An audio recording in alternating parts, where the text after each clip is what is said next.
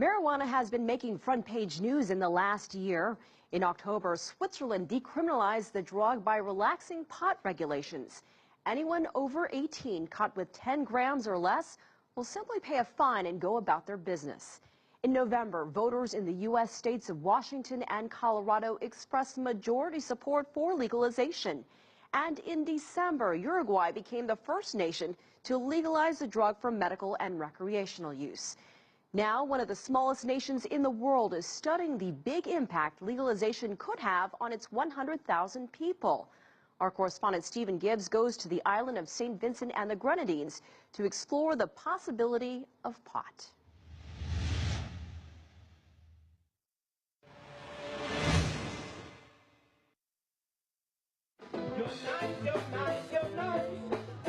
This island nation is a place where, along with the reggae and calypso music, marijuana, or ganja as it's called here, has long been part of the culture.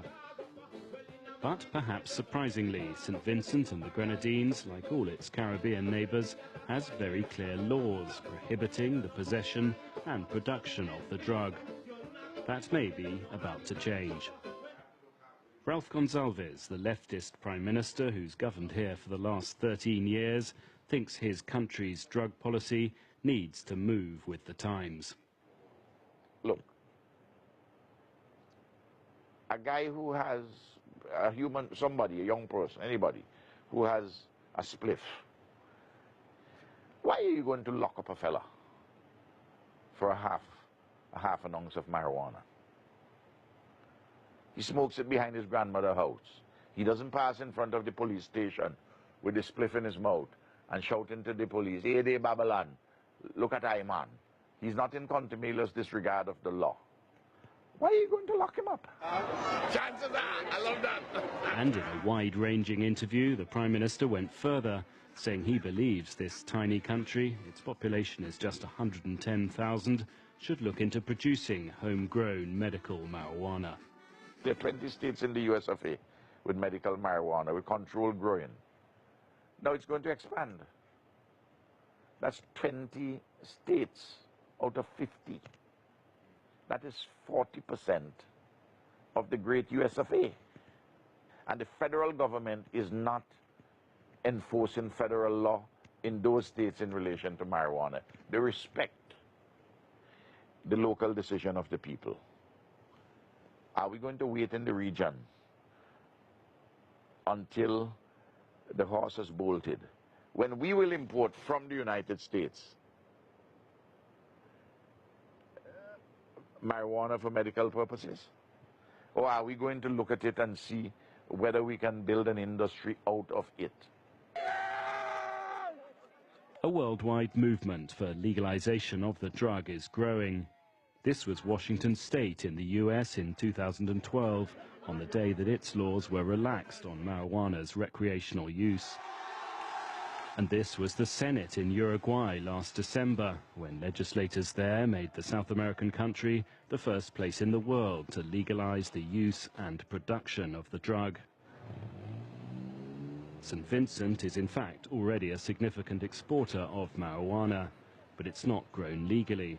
It's produced in hidden fields here in the north of the island. We got in touch with two sisters who have their own ganja farm. It's a long hike up the hill. Too far, it seems, for the local authorities to make much effort to impose the law.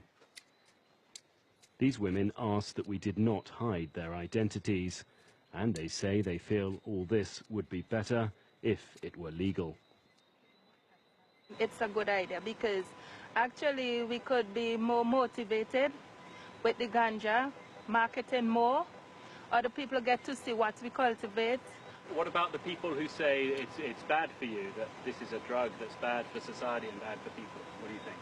Well, I don't think it's bad because I've been using it for how many years now as a medicine, and I think it's good for my health, but sometimes you can't overdo it. Who do you sell the marijuana to? Well, actually, it's people come from abroad and they buy it, and we market it out. And does the police ever come and say, look, you can't grow this? Is there any... Well, that's why we hide out like this. That's why we hide out from the police them. Because me not say police, me call them beasts. Beasts. Yeah, I call them beasts, the bloodsuckers, because the minute them see you plant this, they will ready to hunt you down and they will charge you a lot for it. So you have to hide up yourself. If you notice, there is a lot of trees. You can't see. You cannot see this side. So you have to come all the way up to the top. And do you make good money out of this? Have you? If we have produced it good, yes, we have good money good money with it. But Same sometimes, same like any other production, you plant, and sometimes good and sometimes bad. So when it's good, it's good. When it's bad, it's bad. But even when it's bad, we still feel good. But will small-scale marijuana farmers like this feel quite so good if they find themselves competing with what might yet become industrialized US production of the drug? A former Prime Minister of these islands has his doubts. The other thing, of course, is, as I have told the marijuana growers, you are making profit out of this exercise because it is illegal. If it is legalized, it doesn't mean you will be able to compete. You will be suffering the same problems that we face with Chiquita on bananas and the cost of transport and all of that kind of thing to the United States. It doesn't mean that if we legalize it, we will be in the business. Sir James believes tiny island states like this have to face the reality that they can't go it alone. I will be cautious until I got the green light from the US and the UK. I even brought up the subject with Mrs. Thatcher. She said, no way, you will be murdering people. Now, this discussion couldn't start, let's face it, before people in the US of A began to address it in the way in which they're addressing it. Could you imagine if St. Vincent and the Grenadines had initiated such a discussion? The federal government would have closed it down. The federal government of the US of A. They would have asked, is Ralph has gone crazy? There'd be a propaganda war against me, which is just out of this world.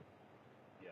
But you have 20 governors in the USA and senators in state legislatures and assemblymen and women agreeing to medical marijuana and, in some cases, the alterations to the law regarding possession of it.